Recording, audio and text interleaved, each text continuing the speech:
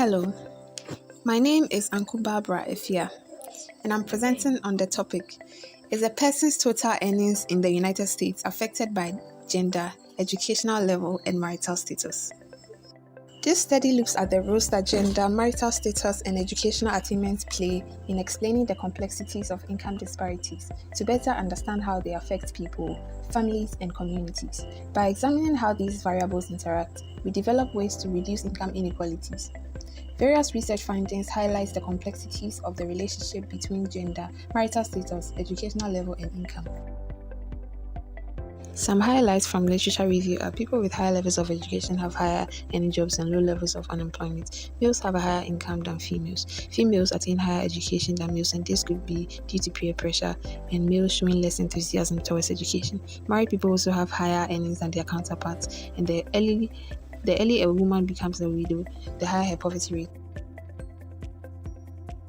The general research question is a person's total earnings in the United States affected by gender, educational level, and marital status?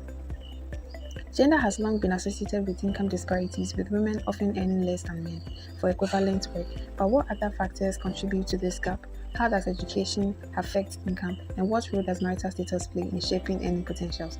These are some of the associations we aim to explore. Now to the methods. The first association, which is a person's total earnings influenced by their gender? The data source for all three associations is IPIMS USA. The year is 2019 and the country of focus is the United States.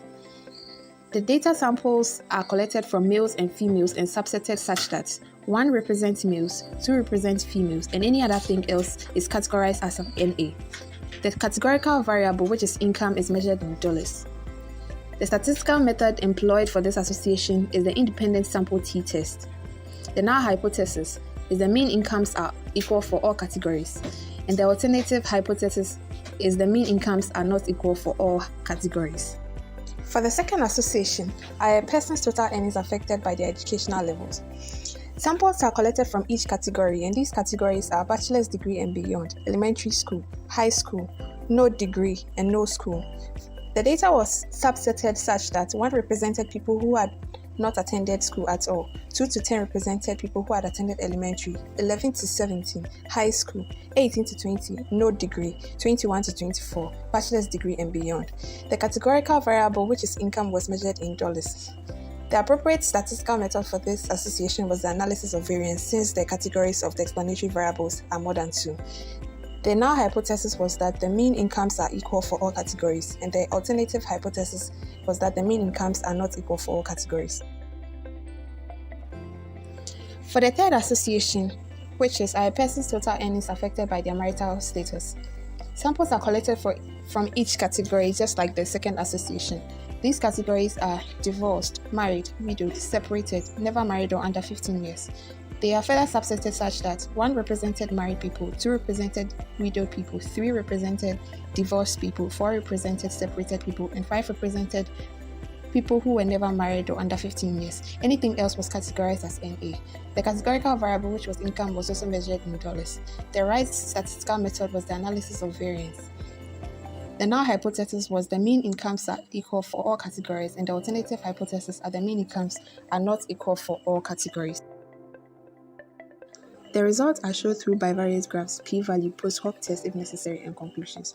For the first association, which is the box plot of the income by gender, we see that the mean incomes of males and females are slightly different. And to know if this difference is statistically significant, we focus on the p-value, which is equal to 1, much greater than 0.05. We therefore fail to reject the null hypothesis. No post-hoc test is required for this association.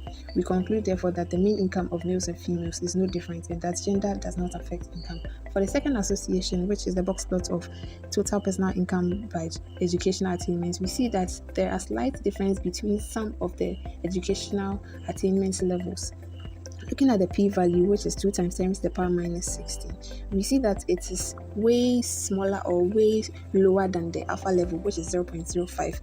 We therefore reject the null hypothesis and perform post-hoc test.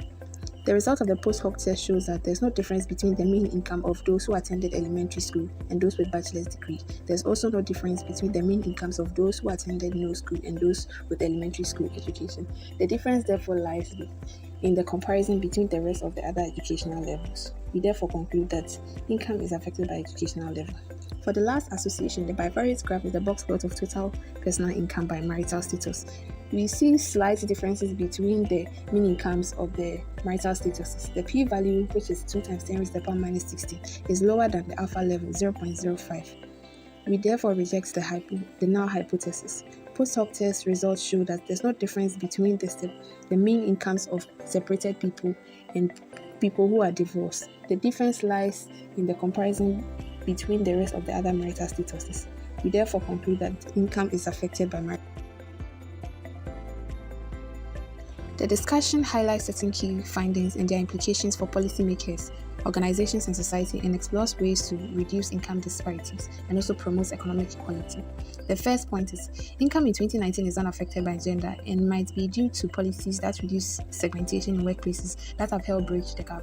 The second point is, since education affects income, policymakers can create policies that expand the access to high-quality education to make it accessible or available to everyone. The third point is, organizations should adopt certain practices that encourage career progress, like flexible work schedules, parental leave policies, and mentoring programs to encourage women, especially through their career progress and people caring for others.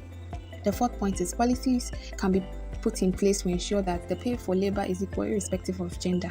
The fifth point is, married people have more income than their counterparts, and this may be because they have partners, but the study is limited such that it cannot conclusively state that having a partner leads to financial success.